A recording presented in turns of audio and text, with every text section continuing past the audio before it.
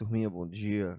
Tudo bem com vocês? Estamos gravando mais uma videoaula de português hoje, né, para vocês aí ficarem por dentro dos conteúdos, assimilarem e compreenderem aí todos os nossos conteúdos de língua portuguesa. A gente trabalhou ontem o cordel, né? Trabalhamos um cordel.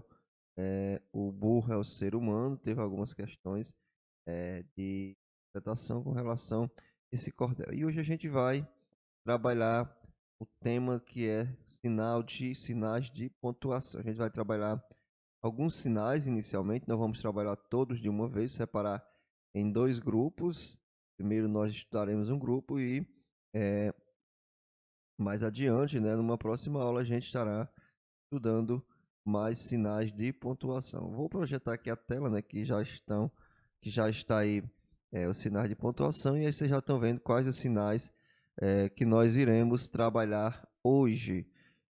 O ponto final, né, o ponto e vírgula, a vírgula e as aspas. Vamos iniciar aí pelo ponto final, que é o ponto que todo mundo conhece, que é empregado principalmente para encerrar o período e nas abreviaturas. O que é um período? Uma frase quando você conclui, quando você inicia e no final você conclui ela com esse ponto final. As abreviaturas também, por exemplo, se você pegar qualquer abreviatura, você vai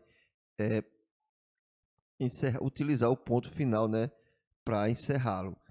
Qualquer tipo de abreviatura, qualquer nome que seja, se for abreviado, tem que ser encerrado com um ponto final, além de encerrar os períodos simples ou compostos, né?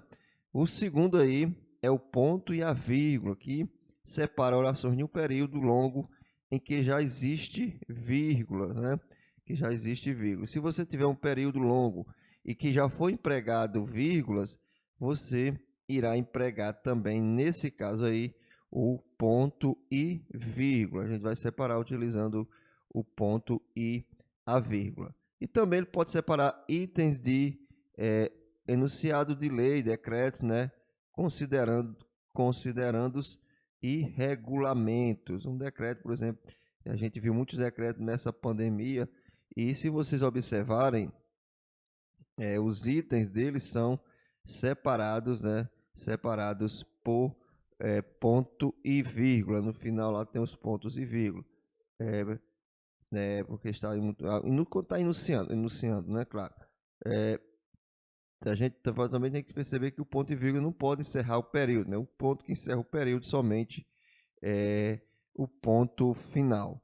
E a vírgula é um dos elementos, né, que tem mais utilidade, que tem mais função. Primeiro, separa elementos de uma numeração. Quando você vai enumerar alguns elementos, né, por exemplo, estudo, português, vírgula, matemática, história, todos esses elementos são separados por vírgula. Também separa vocativos e apostos. Vocativo é um termo que é utilizado para chamar, né, um chamamento. E o aposto é uma explicação. Também separa as orações intercaladas, né, orações que estão intercaladas.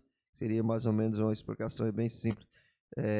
Seria orações que estão no meio, né, mais ou menos isso, que estão intercaladas dentro de um período, e também tem essa função.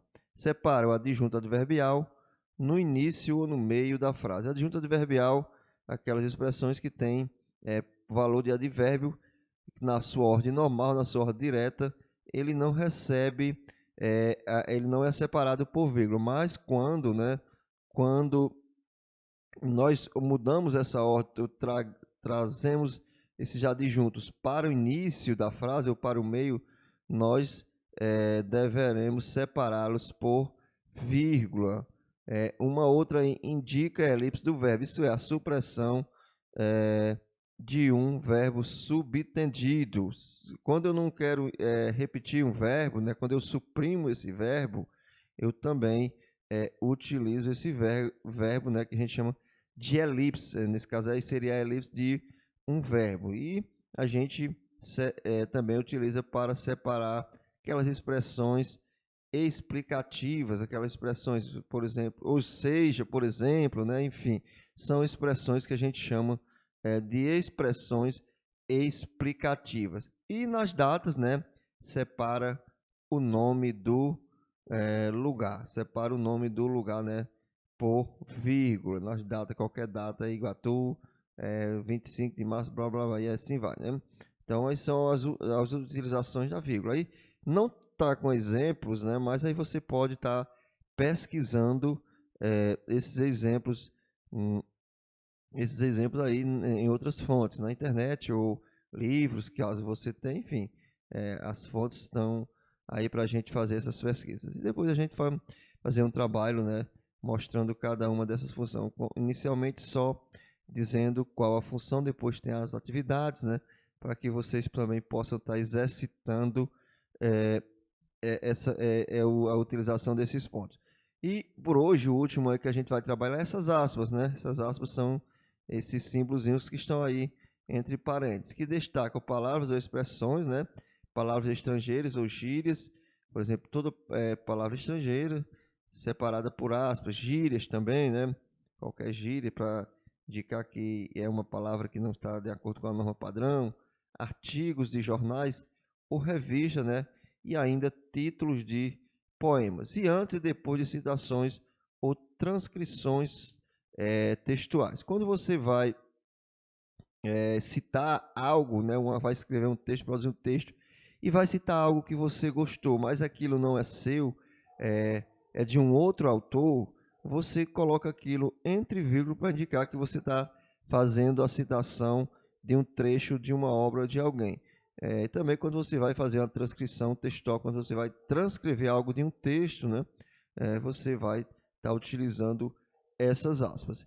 E por último aí, vai indicar uma fala de uma personagem, né, em substituição ao travessão no discurso direto. No discurso direto é quando mostra claramente a voz do personagem. Nós utilizamos geralmente o travessão, a maioria das vezes para indicar a fala de um personagem no discurso direto, a gente emprega o sinal travessão, que a gente vai ver posteriormente também, né? Mas, em alguns casos, esse travessão pode ser substituído por uma vírgula, já que ela indica, né, fala, que ela indica fala de outras pessoas.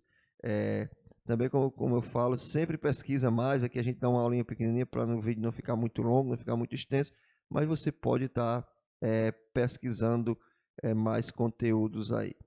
Por hoje é só, a gente espera que todos tenham compreendido. Qualquer dúvida é só chamar a gente no PV, que a gente vai aí tentar atender todas as solicitações. Um abraço, bom dia, boa aula para todo mundo.